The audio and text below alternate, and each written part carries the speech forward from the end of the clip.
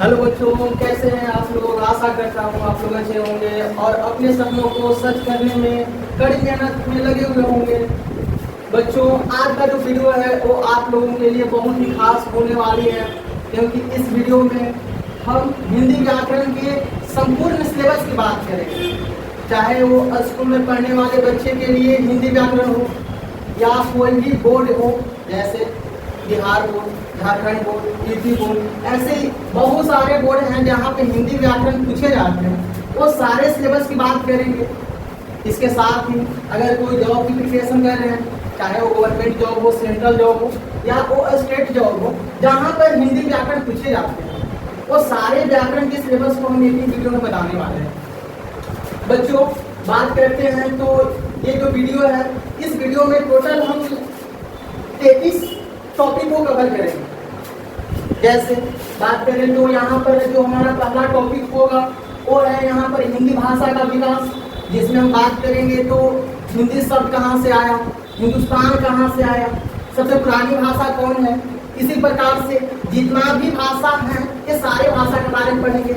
इसी में हम बोली के बारे में भी पढ़ेंगे, इसी में लिपि के बारे में भी पढ़ेंगे, साथ में यहाँ पर उसके बाद हम हिंदी साहित्य के बारे में पढ़ेंगे। हिंदी साहित्य क्या होता है, हिंदी साहित्य कितने प्रकार की होती है। बाद में उसके बाद हम काव्य के बारे में पढ़ेंगे, काव्य की रचना कौन किया, काव्य कितना प्रकार का होता है, काव्य का हमारे जीवन में क्या महत्व होती है। उसके बाद हम वर्णमाला के बारे में पढ़ेंगे, वर्णमाला क्या होता है, वर्णमाला बना कैसे। उसके बाद हम वर्णों के बारे में इसी के अंदर पढ़ेंगे। साथ में संज्ञा, संज्ञा जो है ये आप लोगों के लिए इम्पोर्टेंट हो जाता है बोर्ड के एग्जाम को देखते हैं। उसके बाद हम पढ़ेंगे यहाँ पे लिंग के बारे में, लिंग कितना प्रकार का होता है, जैसे जिससे स्त्री जाति का बोध हो, पुरुष जाति का बोध हो, ये सारी चीज हम इसके बारे में पढ़ेंगे।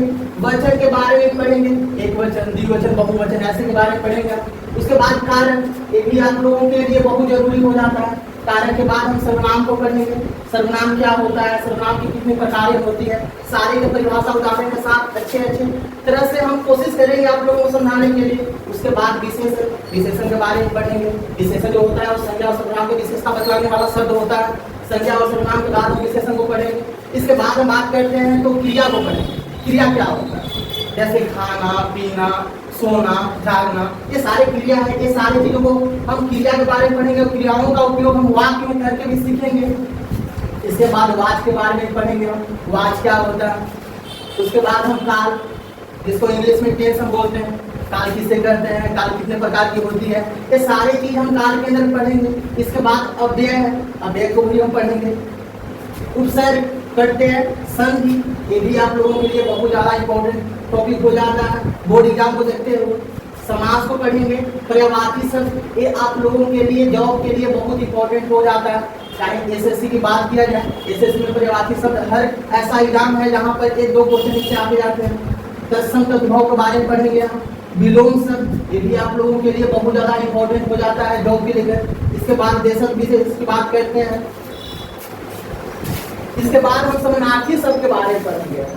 अनेकार्थक शब्द, मुहावरे, मुहावरे के बारे में भी पढ़ेंगे। ये भी आप लोगों के लिए बहुत ज्यादा इंपॉर्टेंट हो जाता है। लोकप्रिया के बारे में भी पढ़ेंगे हम। लोकप्रिया के बाद हम इसके बाद पहेलियां के बारे में पढ़ेंगे। वाक्य रचना जो है, कैसे हम वाक्य की रचना करते हैं, इसके बारे में भी हम पढ़ेंगे। इसके बाद विराम चिन्ह क्या होता है, विराम चिन्ह का महत्व कहाँ होता है, विराम चिन्ह को हम उपयोग कैसे करेंगे, ये सारे चीज को हम यहाँ पे सीखेंगे। उसके बाद वाक्य शुद्धि को पढ़ेंगे। वाक्य शुद्धि जैसे मान लेते हैं तो कोई वाक्य दे दिया गया है, इसमें त्रुटि खोजना है तो वो वाक्य शुद्धि से हम पढ़ेंगे। जैसे इंग्लिश में हम लोग इरर पढ़ते थे, तो आखिर इसमें इरर क्या है, वैसे ही यहाँ पे हिंदी व्याकरण में हम लोग क्या पढ़ेंगे, वाक्य शुद्धि को पढ़ेंगे। रस क्या होता है, छंद क्या होता है और अलंकार क्या होता है। इस प्रकार से हम आप लोगों को हिंदी व्याकरण का संपूर्ण सिलेबस को पढ़ाएंगे। इसमें से बात करें तो आप लोगों के लिए इम्पोर्टेंट क्या है, ऐसे तो टोटल 33 टॉपिक लाए हैं।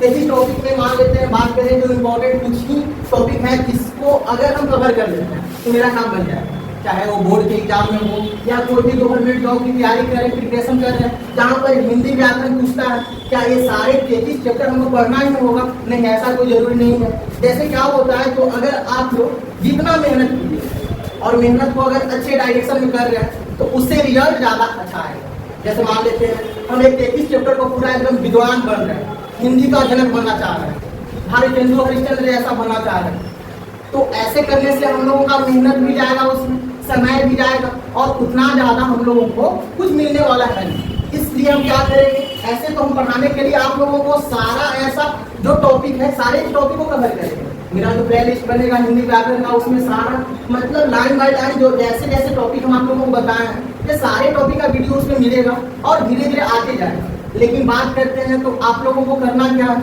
आप लोगों को करना है तो जो जो टॉपिक आप लोगों को एग्जाम के लिए जरूरी है, जैसे बोर्ड के एग्जाम के लिए जैसे कुछ जैसे संज्ञा में से पूछता है, वर्णमाला में से पूछता है, यहाँ पर एक उच्चारण स्थान नहीं बताएं तो उच्चारण स्थान को हम लोग वर्णमाला में पढ़ लेंगे।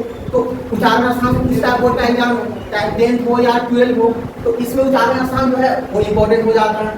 संज्ञा जो है वो बोर्ड के एग्जाम के देखें तो उसमें इम्पोर्टेंट हो जाता है। कारक भी बहुत ज़्यादा इम्पोर्टेंट है।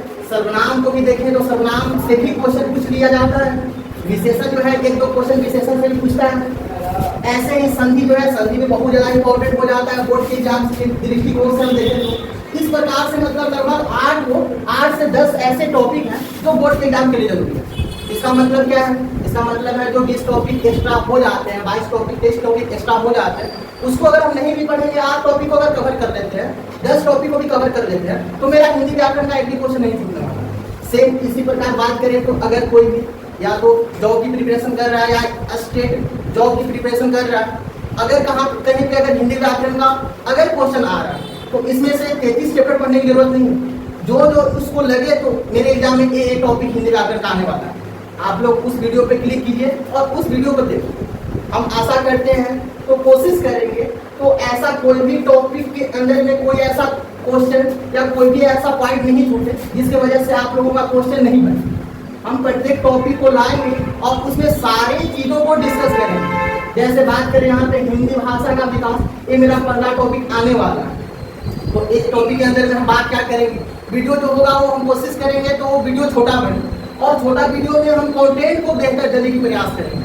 कोशिश करेंगे तो वो सारे चीज़ बताएं जो आप लोगों को जरूरी है, बिना मतलब और एक्स्ट्रा टाइम लेकर आप लोगों को हम यहाँ पे समय बर्बाद नहीं करना चाहते हैं, क्योंकि टाइम का महत्व, समय का महत्व जो है वो इंसान को बहुत आगे की ओर ले जाता है। तो हम कोशिश यही करेंगे, मेरा प्रयास यही रहेगा तो कम समय में आप लोगों को नॉलेज और आप लोगों को जो कंटेंट है वो ज़्यादा प्रोवाइड है। तो इसके अंदर हम पढ़ाएंगे आप लोगों को क्या, आप लोगों को हिंदी के बारे में जितना चीज़ है, जितना उससे जुड़ा हुआ पॉइंट है, ये सारे पॉइंट को बताएं। साथ में भाषा के बारे में भी बताएं, भाषा क्या है। जैसे मान लेते हैं सबसे पुरानी भाषा क्या है, संस्कृत। संस्कृत के बाद कौन आया भाषा, पाली। ऐसे ही सारे चीज़ों को हम बात करेंगे और उसमें से भी एक ही बात करेंगे तो आखिर व्याकरण क्या है, व्याकरण के भाग कितने हैं। जैसे व्याकरण में जो है वाक्य विचार होता है, शब्द विचार, स्थिति विचार, ये सारे चीज़ों को हम कोशिश करेंगे तो जितना जरूरी है उससे हम अपना प्रयास करेंगे तो धीरे धीरे उसको हम खत्म कर दें। आप लोगों को अपने मेहनत के बदौलत आप लोगों का प्रयास रहेगा और हम भी अगर कोशिश करेंगे तो आप लोगों को सारे पॉइंट जो है वो आसान भाषा में और बहुत ही कम समय में ये सारे टॉपिकों को कवर करने की कोशिश करेंगे।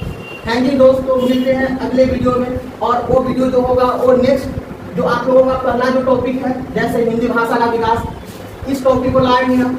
आप लोगों का प्यार और आप लोगों का सपोर्ट बना रहा तो आने वाले समय में हम सारे ऐसे चीज़ों को लाएंगे जो आप लोगों को पढ़ाई से जुड़ा हुआ है। आप लोगों को अगर कोई भी पॉइंट अगर आप लोगों को यहाँ पे लग रहा है तो सर जो है ये छोड़े हुए हैं, इसको लिखना चाहिए, आप लोग कमेंट बॉक्स में कमेंट कीजिएगा। अगले वीडियो में हम लाकर उसको सुधारने के प्रयास करेंगे।